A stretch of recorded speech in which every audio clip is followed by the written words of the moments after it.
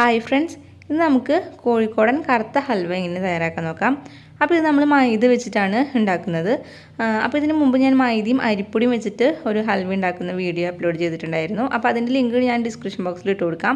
അപ്പോൾ അങ്ങനെ ചെയ്യണമെന്ന് ആവശ്യമുള്ളവർക്ക് ആ വീഡിയോ ഒന്ന് കണ്ടു നോക്കണേ. ഇതിൽ ഞാൻ മൈദ മാത്രമേ എടുക്കുന്നുള്ളൂ. അപ്പോൾ ഇതിന് മുമ്പ് ഞാനിട്ട വീഡിയോയ്ക്ക് ഒരുപാട് പേര് കമൻ്റ് ആയിട്ട് ചോദിച്ചിട്ടുണ്ടായിരുന്നു ഹൽവയിൽ നാളികേരം പാൽ ചേർക്കുന്നില്ലേന്ന്.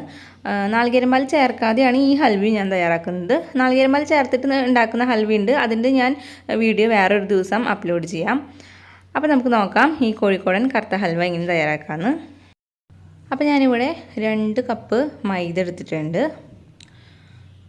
ഈ മൈദയിലേക്ക് നമുക്ക് കുറേശ്ശെ വെള്ളം ഒഴിച്ചു കൊടുത്തിട്ട് ഇത് നന്നായിട്ടൊന്ന് ചപ്പാത്തി മാവിൻ്റെ പോലെ ഒന്ന് കുഴച്ചെടുക്കാം. ഇപ്പോൾ മാവ് ഇവിടെ ഞാൻ കുഴച്ചെടുത്തിട്ടുണ്ട്. ഇനി ഇത് മുങ്ങുന്ന അത്രയും വെള്ളം, അതായത് ഏകദേശം 2 കപ്പ് വെള്ളം ഇതിലേക്ക് ഒഴിച്ചു കൊടുത്തിട്ട് ഈ മാവ് ഒന്ന് കുതിർക്കാനായിട്ട് വെക്കണം. ഒരു അരമണിക്കൂർ മാത്രം വെച്ചാൽ മതിയാവും. ഇപ്പോൾ അരമണിക്കൂർ കഴിഞ്ഞിട്ടുണ്ട്. ഇനി ഇത് നമുക്ക് കൈ വെച്ചിട്ട് നന്നായിട്ടൊന്ന് ഉടച്ചെടുക്കാം. ഈ മൈദയിലുള്ള പാലൊക്കെ നന്നായിട്ടൊന്ന് എടുക്കാം.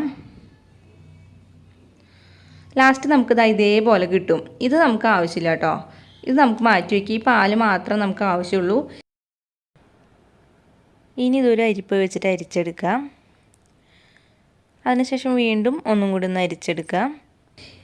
ഇനി നമുക്കിതിലേക്ക് 1 കപ്പ് വെള്ളം കൂടി ഒഴിച്ച് കൊടുക്കുക. അതിനുശേഷം 1 മണിക്കൂർ ഇതൊന്ന് അടച്ച് വെച്ചിട്ട് ഒന്ന് വെള്ളം തെളിയാനായിട്ട് വയ്ക്കുക. നിങ്ങൾക്ക് വേണമെന്നുണ്ടെങ്കിൽ തലേദിവസം വൈകുന്നേരം ഒക്കെ വെച്ചിട്ട് പിറ്റേ ദിവസം അതിലും എടുക്കാം. അതല്ലെങ്കിൽ രാവിലെ വെച്ചിട്ട് വൈകിട്ട് അതിലോട്ട് എടുക്കാം. ഞാൻ പെട്ടെന്ന് ആവാൻ വേണ്ടിയിട്ട് ഞാൻ 1 മണിക്കൂറേ വയ്ക്കുന്നുള്ളൂ. ഇപ്പോൾ 1 മണിക്കൂർ കഴിഞ്ഞിട്ടുണ്ട്. വെള്ളം ഇങ്ങനെ മേലെ തെളിഞ്ഞ് വന്നിട്ടുണ്ട്. ഈ വെള്ളം നമുക്ക് അനക്കാതെ ഒരു സ്പൂൺ വെച്ചിട്ടോ ഒരു തവി വെച്ചിട്ട് എങ്ങാനും പുറത്തേക്ക് എടുക്കുക. ഇപ്പോൾ തെളിഞ്ഞ് വന്നിട്ടുള്ള എല്ലാ വെള്ളവും ഞാൻ പുറത്തേക്ക് എടുത്തിട്ടുണ്ട്. ഇനി ഇതൊന്ന് നമുക്ക് മാറ്റി വയ്ക്കാം. ഇനി നമുക്ക് ശർക്കര ഒന്ന് ഉരുക്കിയെടുക്കണം. അപ്പോൾ നല്ല കളറുള്ള ശർക്കര എടുക്കുകയാണെന്നുണ്ടെങ്കിൽ ഹൽവയ്ക്ക് നല്ല കറുപ്പ് കളർ തന്നെ കിട്ടും. എനിക്കിപ്പോൾ ഇവിടെ നല്ല കളറുള്ള ശർക്കര കിട്ടിയിട്ടില്ല, എന്നാൽ തനി വെള്ള പോലത്തെ ശർക്കരയല്ല. അപ്പോൾ ഇതിലേക്ക് ഞാൻ 2 കപ്പ് വെള്ളം ഒഴിച്ച് കൊടുക്കുന്നുണ്ട്. 1/2 കിലോ ശർക്കരയാണ് എടുത്തേക്കുന്നത്. അതിനുശേഷം നമുക്കിതൊന്ന് ഉരുക്കിയെടുക്കാം. ഇപ്പോൾ ഇവിടെ ശർക്കര ഉരുകി വന്നിട്ടുണ്ട്. നമുക്കിനി ഇതൊന്ന് ഫ്ലെയിം ഓഫ് ചെയ്തിട്ട് മാറ്റി വയ്ക്കാം. ഇനി ഞാനിവിടെ ഉരുളിയിലാണ് ഹൽവ ഉണ്ടാക്കുന്നത്. അപ്പോൾ ഉരുളിയിലാകുമ്പോൾ നമുക്ക് ഇളക്കി കൊടുക്കാനായിട്ട് നല്ല എളുപ്പമായിരിക്കും. ഇതിലേക്ക് നമുക്ക് ഉരുക്കി വെച്ചിട്ടുള്ള ശർക്കര ഒന്ന് അരിച്ചിട്ട് ഒഴിച്ചു കൊടുക്കാം. ഞാനിപ്പോൾ ഫ്ലെയിം ഓണാക്കിയിട്ടില്ല. ഇനി നമ്മൾ നേരത്തെ മൈദയുടെ പാല് അതും കൂടി ഇതിലേക്ക് ഒഴിച്ചു കൊടുക്കുക.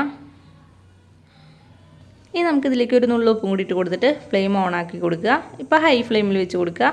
എന്നിട്ട് നമുക്ക് കൈ എടുക്കാതെ ഇളക്കിക്കൊണ്ടിരിക്കണം. ഇപ്പോൾ ഇതിവിടെ കുറുകി വന്നു തുടങ്ങിയിട്ടുണ്ട്, ചെറുതായൊക്കെ കട്ട പിടിച്ച് വന്നു തുടങ്ങിയിട്ടുണ്ട്. കൈ എടുക്കാതെ ഇളക്കണം. ഇനി ഈ സമയത്ത് നമുക്ക് ഇവിടെ തൊട്ട് നമുക്കിനി കുറേശ്ശെ നെയ്യ് ഒഴിച്ചു കൊടുക്കാം. ഞാനിവിടെ നെയ്യ് മാത്രമല്ല കുറച്ച് വെളിച്ചെണ്ണ എടുക്കുന്നുണ്ട്. അപ്പോൾ ഒരു ടേബിൾ സ്പൂൺ നെയ്യ് ഒഴിച്ച് കൊടുത്തു കഴിഞ്ഞ് ഒരു 2-3 മിനിറ്റ് ഇളക്കി കഴിഞ്ഞാൽ പിന്നെ 1 ടേബിൾ സ്പൂൺ വെളിച്ചെണ്ണ ഒഴിച്ചു കൊടുക്കുക. ആ ഒരു രീതിയിൽ നമുക്ക് മാറി ഒഴിച്ച് കൊടുത്തിട്ട് ഒപ്പം തന്നെ ഇത് ഇളക്കിക്കൊണ്ടിരിക്കണം. ശരിക്കും ഈ ഉരുളിയിൽ നിന്നൊക്കെ വിട്ട് വരുന്ന ഒരു പാകം ആവുന്ന വരെ നമ്മൾ നെയ്യും വെളിച്ചെണ്ണയും മാറി ഒഴിച്ച് കൊടുത്ത് ഇളക്കിക്കൊണ്ടിരിക്കണം. നമ്മളിത് ഒഴിച്ച് കൊടുത്തിട്ട് ഇളക്കുമ്പോൾ നമുക്ക് ഇളക്കാനായിട്ട് നല്ലൊരു സുഖം തോന്നും. അത് കഴിഞ്ഞ് വീണ്ടും എല്ലാം മിക്സായി വരുമ്പോൾ വീണ്ടും ഇളക്കാൻ ബുദ്ധിമുട്ട് വരും. ഇപ്പോൾ മൈദ ആയതുകൊണ്ട് തന്നെ ഇളക്കാനായിട്ട് നല്ല ബുദ്ധിമുട്ടുണ്ടാവും. ഇനി നമുക്കിതിൽ വേറെ ഒന്നും ചെയ്യാനില്ല, ഇളക്കി കൊടുക്കുക എന്നുള്ള ഒരു ഇത് മാത്രമാണ് നമ്മൾ ചെയ്യേണ്ടൂ. അപ്പോൾ വേറെ ആരെങ്കിലുമൊക്കെ ഉണ്ടെങ്കിൽ മാറി ഒന്ന് ഇളക്കാനായിട്ട് നോക്കുക. ഇപ്പോൾ ഇവിടെ ഏകദേശമൊക്കെ ഒന്ന് വിട്ട് വന്നു തുടങ്ങിയിട്ടുണ്ട്. പക്ഷേ ഇത്രയും പോരാ, ഇനി ആവാനുണ്ട്.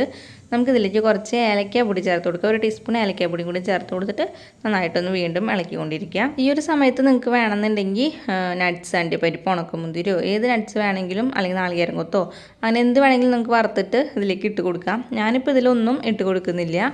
ഇപ്പോൾ ഇതിവിടെ ഉരുളിയിൽ നിന്നൊക്കെ വിട്ട് വരുന്ന പാകമായിട്ടുണ്ട്. നെയ്യൊക്കെ തെളിഞ്ഞ് വന്നിട്ടുണ്ട്. ഇതാണ് ഇതിൻ്റെ പാകം. 1 മണിക്കൂറാണ് ശരിക്കും നമ്മൾ ഇളക്കി കൊടുക്കേണ്ടത്. അപ്പോൾ നമ്മൾ ആ കുറുകി വരുന്ന ആ ഒരു സമയം വരെ ഹൈ ഫ്ലെയിമിൽ വെച്ച് കൊടുക്കുക. അത് കഴിഞ്ഞാൽ പിന്നെ ഒരു മീഡിയം ഫ്ലെയിമിൽ വെച്ചിട്ട് വേണം നമ്മൾ ഇളക്കാനായിട്ട്. ഇനി നമുക്കിത് ഒരു പാത്രത്തിലേക്ക് മാറ്റാം. ഇപ്പോൾ ഞാനിവിടെ കേക്ക് ടിനാണ് എടുത്തേക്കുന്നത്. നിങ്ങൾക്ക് വേണമെങ്കിൽ ഏത് കുഴിയുള്ളൊരു പാത്രം എടുക്കാം. അപ്പോൾ അതിൽ ഞാൻ വെളിച്ചെണ്ണ തടവിയിട്ട് ബട്ടർ പേപ്പർ വെച്ച് കൊടുത്തിട്ടുണ്ട്. ബട്ടർ പേപ്പർ വയ്ക്കേണ്ട ആവശ്യമൊന്നുമില്ല, നമ്മളിതിൽ തന്നെ കുറച്ച് നെയ്യൊക്കെ വന്നിട്ടുണ്ടല്ലോ. അപ്പോൾ അതൊക്കെ വെച്ചിട്ട് നമുക്കിത് നല്ല ഷേപ്പിൽ തന്നെ കിട്ടും. ഇനി നമുക്ക് അലുവയെല്ലാം ഇതിലേക്ക് ഇട്ട് കൊടുത്തിട്ട് ഇത് നന്നായിട്ടൊന്ന് ഒരു ഗ്ലാസിൻ്റെ പിൻഭാഗം വെച്ചിട്ടോ അല്ലെങ്കിൽ ഒരു കയ്യിൽ വെച്ചിട്ടോ അങ്ങനെ നന്നായിട്ടൊന്ന് പ്രസ് ചെയ്തിട്ട് പരത്തി കൊടുക്കുക എല്ലാ ഭാഗത്തേക്കും. ഈ ചൂടോട് കൂടി തന്നെ ചെയ്യണം, തണുക്കാനായിട്ട് വെക്കാൻ പാടില്ല. തണുത്ത് കഴിഞ്ഞാൽ പിന്നെ ഇത് കട്ട പിടിച്ചു പോവും.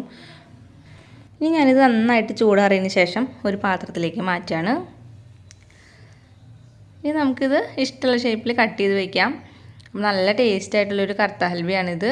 നിങ്ങളിതുപോലെ ഒന്ന് ട്രൈ ചെയ്ത് നോക്കിയിട്ടില്ലെങ്കിൽ ഒന്ന് ട്രൈ ചെയ്ത് നോക്കുക. എന്നിട്ട് നിങ്ങളുടെ അഭിപ്രായങ്ങൾ തന്നെ കമൻസ് ആയിട്ട് അറിയിക്കുക. പിന്നെ ഈ വീഡിയോ ഇഷ്ടപ്പെട്ട ലൈക്ക് ചെയ്യാനും ഷെയർ ചെയ്യാനും മറക്കരുത്. പിന്നെ ഈ ചാനൽ പുതിയതായിട്ടാണ് നിങ്ങൾ കാണുന്നതെങ്കിൽ പ്ലീസ് ചാനൽ ഒന്ന് സബ്സ്ക്രൈബ് ചെയ്യണേ. അപ്പോൾ ഇനി വേറൊരു വീഡിയോ ആയിട്ട് കാണാം. അതുവരേക്കും എല്ലാവർക്കും ബൈ.